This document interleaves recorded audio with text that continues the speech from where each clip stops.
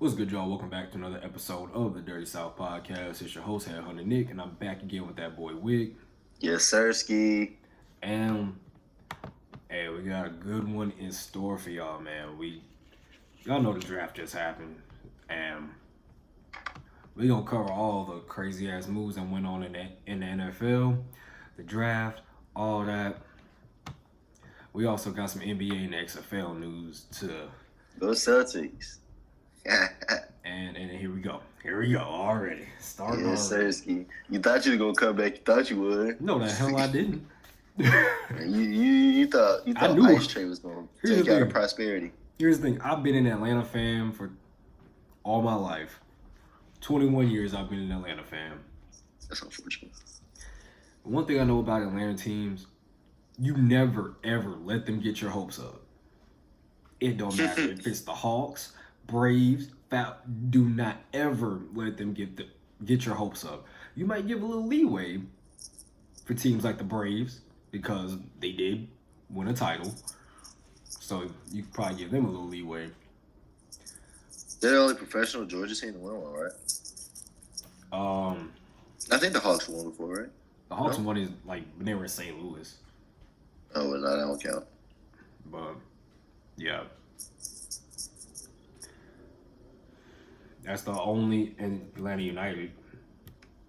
They won one? Yeah. Oh, well, then yeah. That's cool. But yeah, we got Atlanta United and we got the Braves.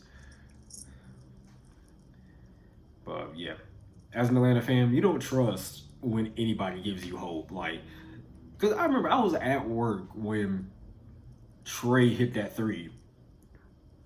And everybody who was in the store, they were like huddled around, like, because I was, just chilling. And they were like, everybody was like huddled around my phone watching the game. I'm watching the game too. Man, lo and behold, first it was a damn foul. That damn foul that put the Celtics ahead. I was like, yeah, so these niggas just gonna blow it, huh? Like, ain't even gonna try to preserve the lead. And then Trey hit the dagger and everybody going crazy and shit. I'm standing there looking at them because I'm like, bro, I don't know what the hell we getting hopeful for. Like y'all bold as hell thinking we gonna get past game 6. Y'all real bold for that one. Hell, we damn near didn't get out of this one. So we weren't finna let that bullshit happen again, man. But yeah, I knew. I didn't get my hopes up for a second. I knew how it was gonna go. And we shot 50% from the field, man. Oh yeah. Like, 18-3. Now, what we was out there to whoop ass. Now, I will say this about the Hawks. Once their asses were on the line, they started picking up their performance. They started playing a little bit better. I saw some fight, which I hadn't seen all fucking year out of this team. I saw some actual competition come out. And, that I can definitely give them credit for. But all that other shit, man. I like the respect that our team showed each other. Yeah. But the respect I would show you is none. Let's go. Bleed green. Man, at the end of the day, y'all better win it all. Talking all this shit about beating the Hawks. Like, come on. Y'all beat the fucking Hawks. No, I'm talking shit because you a Hawks fan. But, hey, y'all Kings better. piss me off. Fuck the Kings, bro. The Kings been selling, dog. The Kings have been fucking selling. Kings don't want it. They fucking don't. If they don't win tonight, bro, I'm going to be livid. Bro. Oh, I had some bets, but they're all hockey bets, though. Hockey bets? Oh, yeah. RP Ja Morant tonight. Lakers, bro, the Lakers look good. Bro, Lakers look fucking good, man. Because they look pretty bad in the last game, but the game before that, when I saw LeBron start screaming, I've never seen that nigga make that face before. And I was like, oh yeah, it's raps. I was like, it's raps, bro. Like, Memphis, bro, y'all done brought a new animal out this man. He made Dylan Brooks his personal bitch. It wasn't Memphis, it was Dylan Brooks. Talking crazy like that. Like, you talking about some... Ain't nobody to me till he dropped 40. That nigga took you to the hole, laid on you, looked at you, said, ah! Oh, he dropped 40. Wait, he dropped 40. It wasn't necessarily 40 points, but 20. What was it? 20 points, 20 rebounds, 20 boards. Get the fuck. That's man, 40, man. nigga. That's You know what I'm 40. saying? Stop playing with Bron. That bro. man Man, sat don't do there. that. He bitched you by he put you in timeout for a game, which meant you got some extra rest. Like LeBron, He ended his career. He just ended Dylan Brooks' career. I just Oh, want yeah. you to know that. Oh, yeah. Dylan Brooks There's is going to play for the Guangdong Tigers. Get ready to learn Chinese, buddy. Ni hao. But yeah, That boy finna go straight to the. Hey, but speaking of failures in the end, Milwaukee, son. What's up, Milwaukee? What's going on? here's the thing with that Milwaukee series. I am so fucking tired of hearing, oh, Giannis was injured. You know, the Bucks would have won if Giannis was healthy. First of all, this was a straight domination, and the Heat were missing players too. If I'm not mistaken, Tyler Hero was hurt. They had another key player who was hurt. Not exactly sure who it was. Don't have time to think about it right now. Don't give a fuck. Y'all let Jimmy Butler turn to prime Jordan. he is Jordan's son. So. I mean, yeah. Y'all let Jimmy Butler go fucking apeshit the entire series. Arguably, you know, I'm gonna say it. I'm gonna go as far as to fucking say, I'm gonna say the craziest shit I can right now. I'm gonna say that Jimmy Butler, because I haven't seen otherwise, Jimmy Butler is the best individual playoff performer in NBA history. In the modern era, I'll say. But he's never won a ring, though. In the modern era. I said, well, I'm He's talking been in the finals. individual performer. So I'm talking about the amount of production he puts up in games. Oh, well, Because yeah. rings are a team. I know we tend to. I know the common thing is like make rings an individual thing, but at the end of the day, rings are a team accomplishment. Sure, it could be dominated by one player, but rings are a team accomplishment, I should say. Yeah. As far as just individual performance in each and every playoff game, I'm putting Jimmy Butler up there because he puts out max effort, max production, and I'll probably say 90% of the playoff games he's in. He goes hard. He performs. That's Bruh, they don't understand, bro. He fucking Jimmy performs. Butler he getting that bag, but he stopped taking care of himself. He don't get no haircut. Right now he got the braids. I don't know where that came from. But That's the thing. Jimmy with the braids might be different. You know what I'm saying?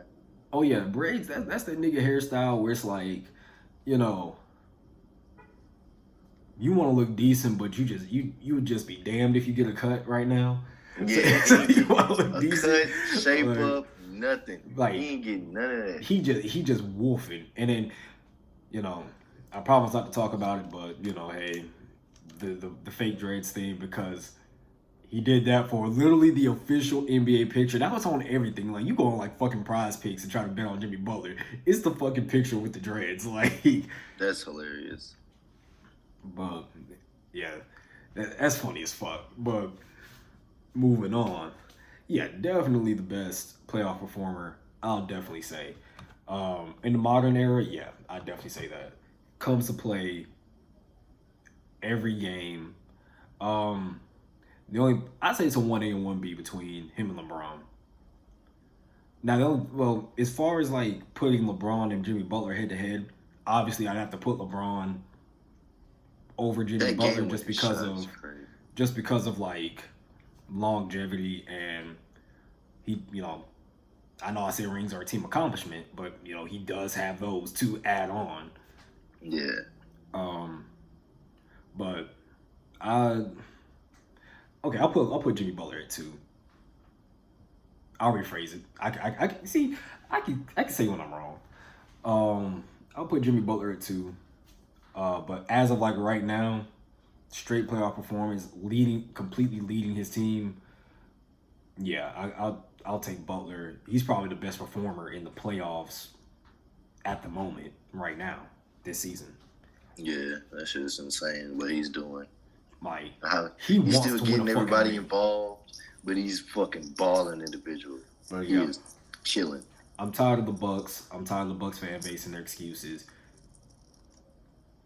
I mean, stop Jimmy. I mean, shit, you let one player run ape shit through you, and yeah, I bet you did lose 4 games because he was going absolutely crazy.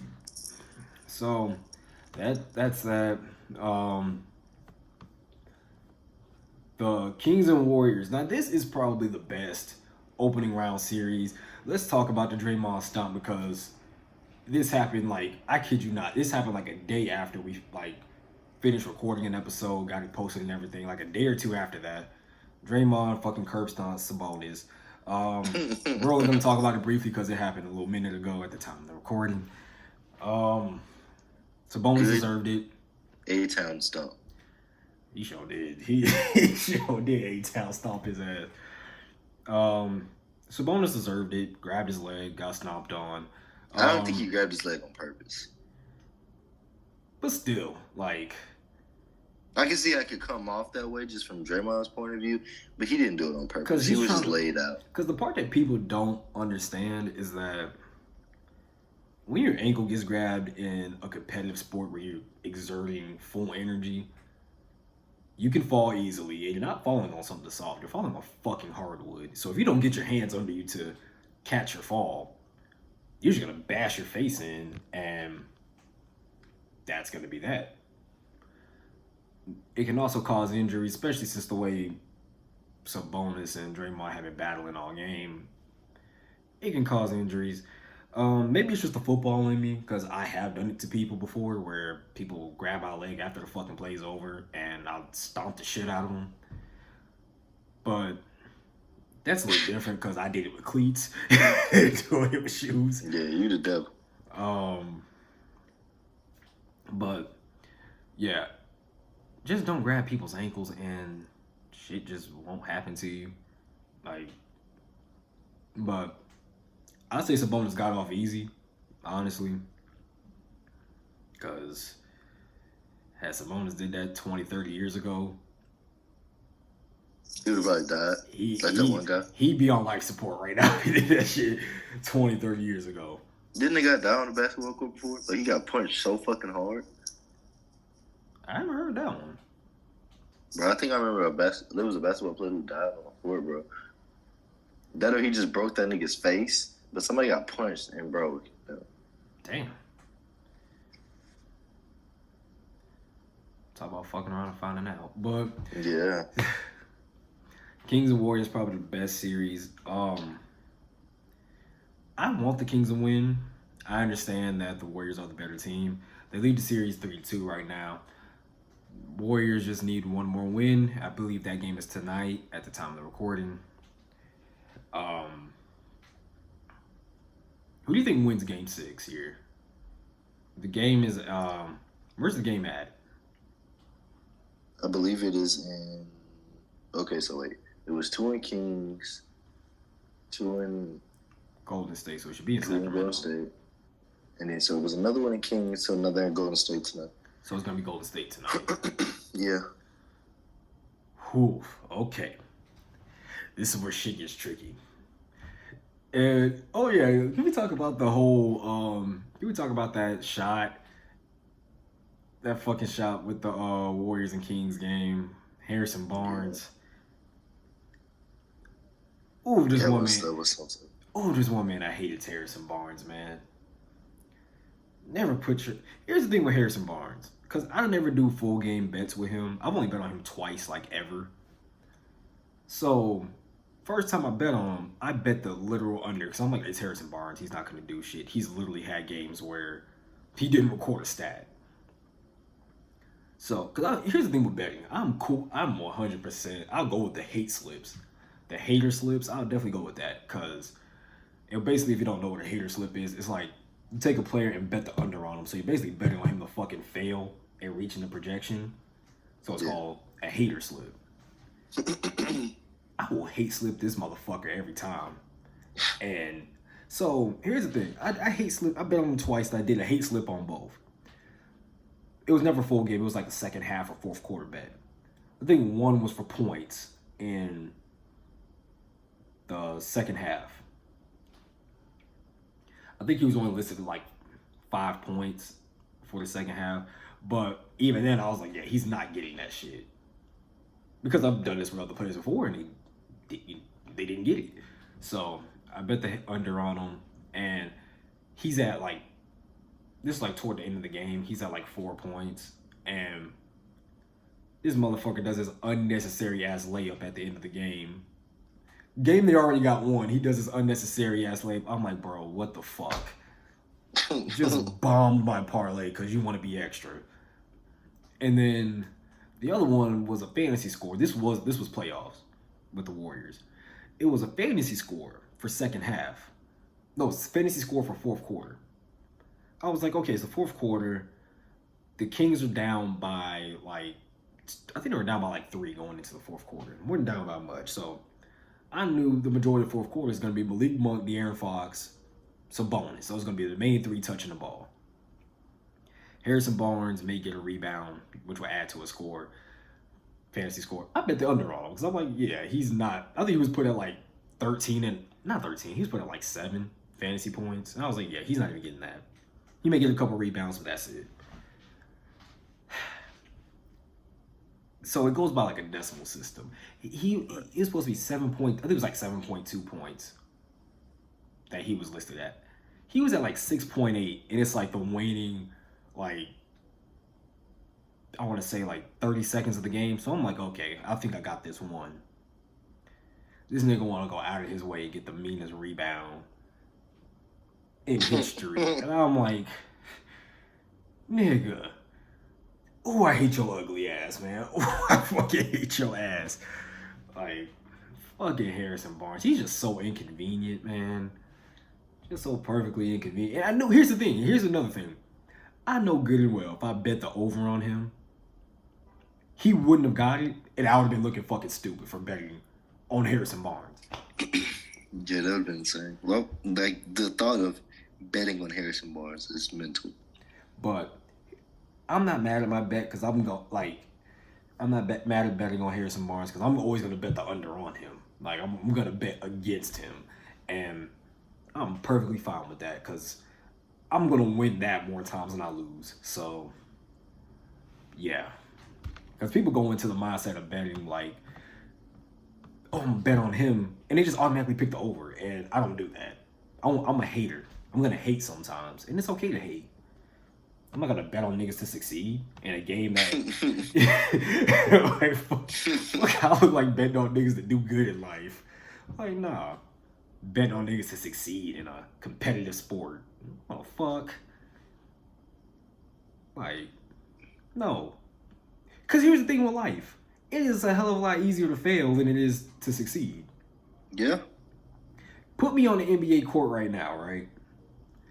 I'll tell you right now, at this stage in my life, put me on the NBA court right now.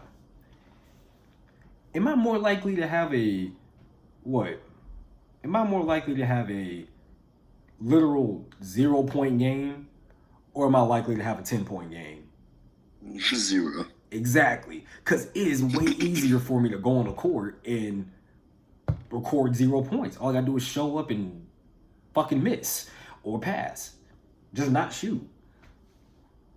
But it'd be damn difficult for me to get 10 points in an NBA game. I use that logic sometimes because I'm like, okay. For example, like even on good players, like I'll bet on like Jimmy Butler. I'm like, okay, would it be easier for him to score 27 points this game, or would it be easier for him to literally hit around there but lower, like hit 24? It makes sense for Jimmy Butler to hit 24 points. It's not going to be like, oh, Jimmy Butler only hit 24 points tonight when you look at the news. It's going to be like, oh, shit, Jimmy Butler had 24 points. Hoop-de-doo. Nobody gives a fuck. But it's likely to happen. So, it's not wrong. There's nothing wrong with betting the under on things. That's my little piece of free betting advice. The next one I'm going to charge y'all asses. All right. Damn. Yeah. Oh, I could make like a whole video about just straight betting advice. I'm already thinking about starting a betting Discord, but we'll get to that at the end.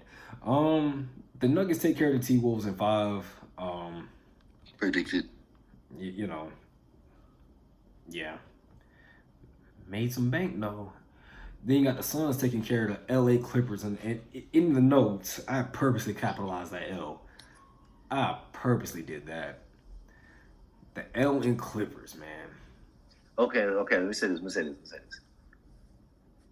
Being 4-1 and actually watching the games, it was just very unfortunate what happened to the Clippers. Yeah. That's all that was. It came up to circumstance, and circumstances were not in their favor. So I'm gonna go ahead and address the elephant in the room as far as the Clippers go. I'm just gonna go ahead and say it.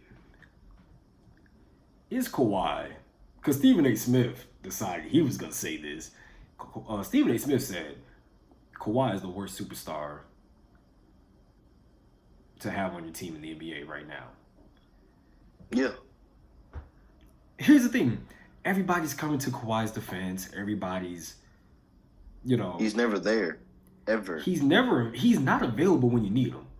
And people are like, oh, that's so fucked up. That's so insensitive. People get hurt. People can't control that. What about the shit that was going on with his sister behind the scenes? Here's the thing. I get all of that. I understand all of that. But there's a point in time where you're being paid to do something and you got to be there for your team. That's already a commitment to you. And so literally, it's your job. It's what you're getting paid to do. I get it. Family is family. Things happen. Yeah. You got to attend to those. Your mental's not always going to be there. That's fine. And you may sit out a game because of it. That's fine. But here's the part that pisses me off, right? Everybody's coming to the defense talking about, oh, Kawhi's injured, Kawhi's hurt, that's why he's not playing. I'm not going to sit here and try to say that Kawhi's not hurt.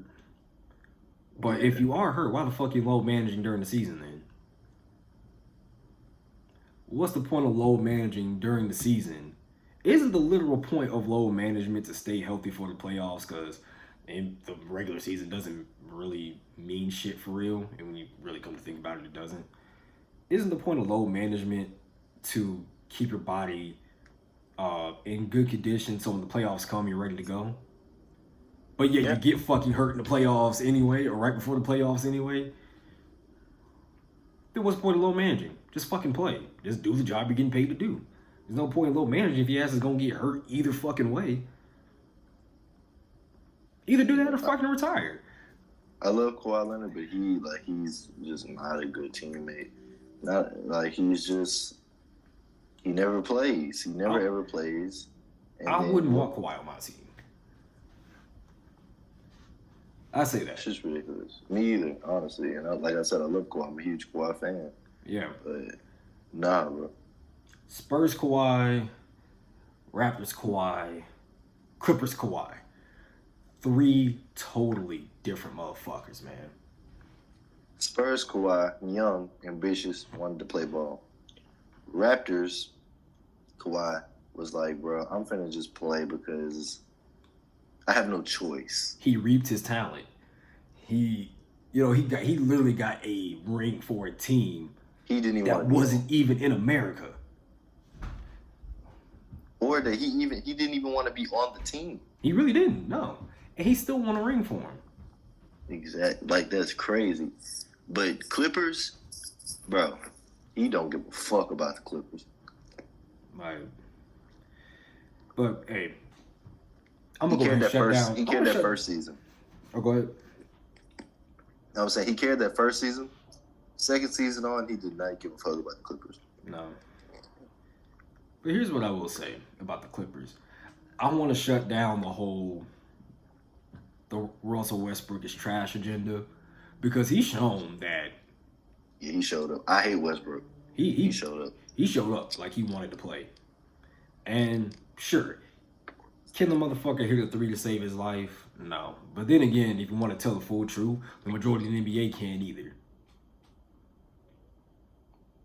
Tough truth. The majority of the NBA cannot hit 3s consistently. That's why you only have like select shooters like Steph, Dame, Jason Tatum. That's really all I can think of off the top of my Luke Kennard. Players like that, like those are like No, they're known as just specific straight shooters. But apparently that's all anybody cares about with Russell Westbrook. And I get it. There's been games where he has completely underperformed when he was with the Lakers. And I get it. He wasn't in a system that fit him, but there were things that he could have done to alleviate that, to get around that, to still put up some decent numbers at least. But Russell Westbrook was not trash this series with the Clippers. He wasn't trash toward the end of the regular season. Russell Westbrook is starting to look like the old Russell Westbrook. Now, do I think he's going to be like a top 5 player in the league anytime soon? No, I don't. All right. I think that time has passed, honestly. But Russell Westbrook's not trash. That I'll say.